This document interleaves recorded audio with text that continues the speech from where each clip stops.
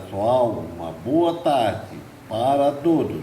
Estou de volta com mais um vídeo através do canal Social Cristão. Hoje é terça-feira, dia 16 de novembro de 2021. Peço que dê o like ou dislike e aperte no sininho e em todas para receber notificação do vídeo.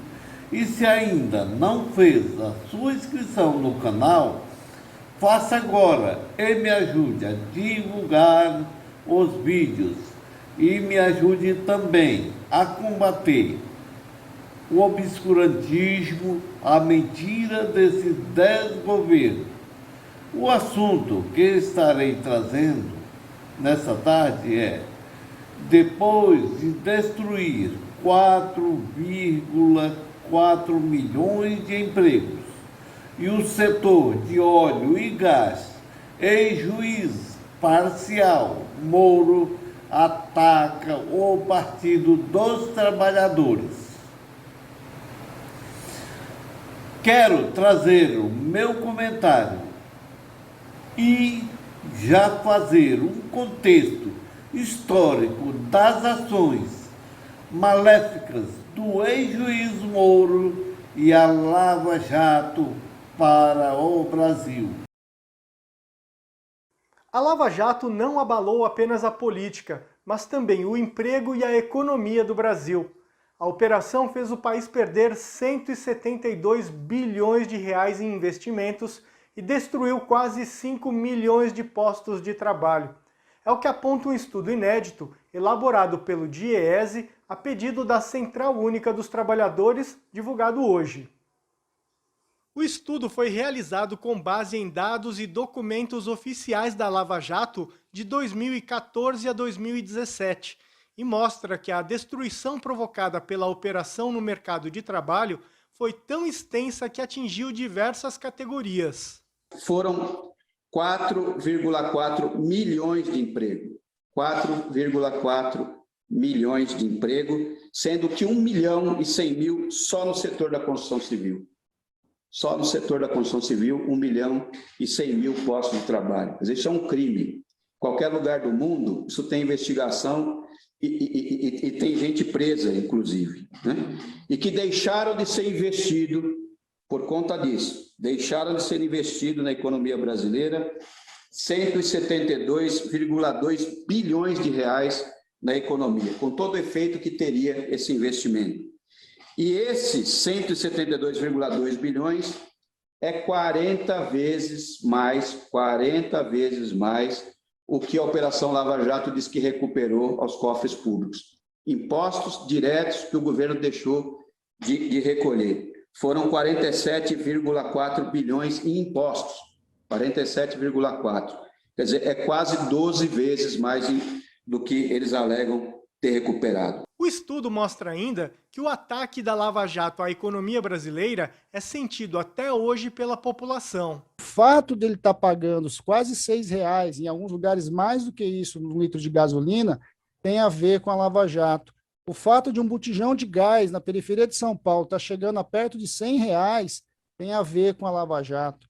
Eu acho que é importante que a gente olhe a quantidade de empregos que foram destruídos nesse processo, não só os que a gente consegue quantificar, mas também aqueles que muitas vezes sequer foram criados. Quanto que de salários poderiam ter sido gerados se esses investimentos tivessem sido realizados? Nós estamos chegando à casa dos 86 bilhões. Ou seja, isso é dinheiro que era para ter circulado na economia a partir da mão dos trabalhadores e que, de alguma forma, foi desmontada. O impacto da Lava Jato ele transcende muitas vezes a própria economia que a gente consegue mensurar. Agora, o levantamento vai ser encaminhado a parlamentares, ministros e trabalhadores, e será mais um instrumento de luta para mostrar a gravidade da Lava Jato. Esse estudo aqui que nós estamos apresentando, nós vamos formatar eles para levar para os partidos, né? O presidente da Câmara, o presidente do Senado, para os ministros do STF, enfim, né? Entidades, né? Nacionais que a gente vai apresentar o estudo. É importante que a classe trabalhadora saiba, não é? Quem foi que quebrou o Brasil, quem empurrou o país para a crise, quem é o responsável pela situação que a gente está aqui, não é? E nós, né, temos todo o interesse do mundo no combate à corrupção, mas o combate à corrupção não é o que a Lava Jato fez. Gente, bora fortalecer a TVT? É só clicar em inscrever-se e depois clicar no sininho. Pronto! Assim que pintar notícia nova, você fica sabendo no ato.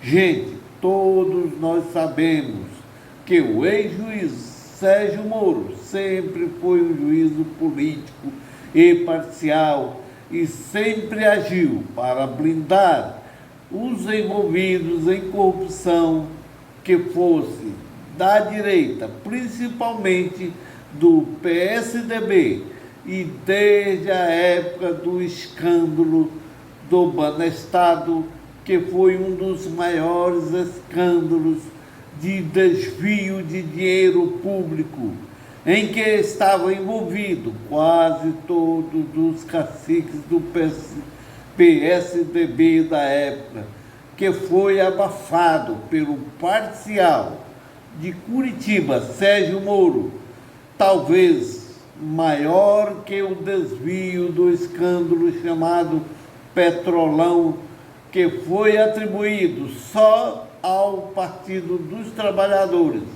mas nas investigações foram encontrados pessoas que já faziam parte da corrupção desde o governo de Fernando Henrique Cardoso e que, inclusive, foi delatado corrupção do governo anterior, até do próprio filho de FHC, que foi ignorado por Moro com a seguinte alegação: isso não vem ao caso. Isso porque o alvo de perseguição era o PT e o ex-presidente Lula, e para isso a força-tarefa da Lava Jato, composta pelos procuradores de Curitiba, chefiada pelo procurador Dallagnol, que na realidade quem mandava era o ex-juiz Moro, que fizeram um acordo com o Departamento de Justiça norte-americano para perseguir e quebrar as empresas brasileiras no ramo de construções, pois as construtoras brasileiras, principalmente a Odebrecht, que era uma das maiores empresas do Brasil, que já tinha construído obras até nos Estados Unidos, abrindo concorrência com empresas americanas, que causou ciúmes. Aí vem o acordo de cooperação de informações investigativas entre a Força-Tarefa, Lava Jato e o Departamento Americano e a Suíça sobre as empresas brasileiras do ramo de construção, principalmente a Odebrecht. Segundo, a troca de mensagens faz parte de um novo lote de arquivos analisados pelo perito de defesa do ex-presidente Lula, encaminhado ao ministro Ricardo Lewandowski, do Supremo Tribunal Federal, o chefe da Força-Tarefa da Lava Jato em Curitiba, Deltan Dallagnol, que na realidade era mandado por Moro, foi alertado pelo colega Orlando Martello de que os Estados Unidos poderiam quebrar a Odebrecht se tivesse acesso a todas as informações que os investigadores brasileiros e suíços e norte-americanos trocavam em cooperação informal. Apesar da construtora brasileira empregar, à época, cerca de 150 mil pessoas, principalmente no Brasil, Deltan Dallagnol respondeu simplesmente kkkkkk.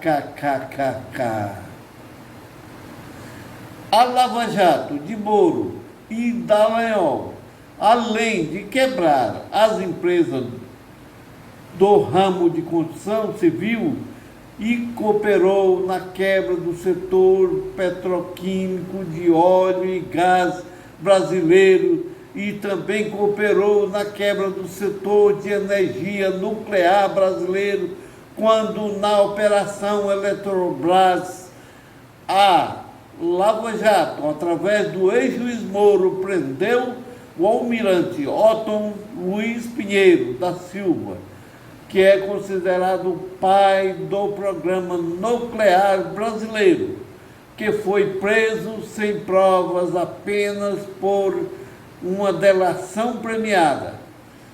Não poderia deixar de relatar também o caso da Petrobras, em que a força-tarefa de Dallagnol e Moro, depois que foi criado o mito da Petrobras quebrada, que sabota a maior estatal brasileira, que é a Petrobras, demonstrava que a administração buscava entregar a concorrência à empresa que nunca esteve quebrada.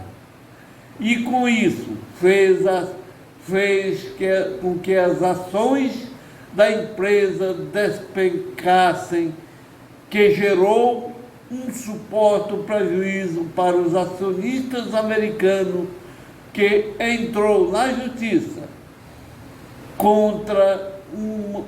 cobrando uma indenização por parte da estatal brasileira. E aí que entra a Operação Lava Jato, para fazer um acordo com o Departamento de Justiça americano para entregar as informações confidenciais da Petrobras para a empresa pagasse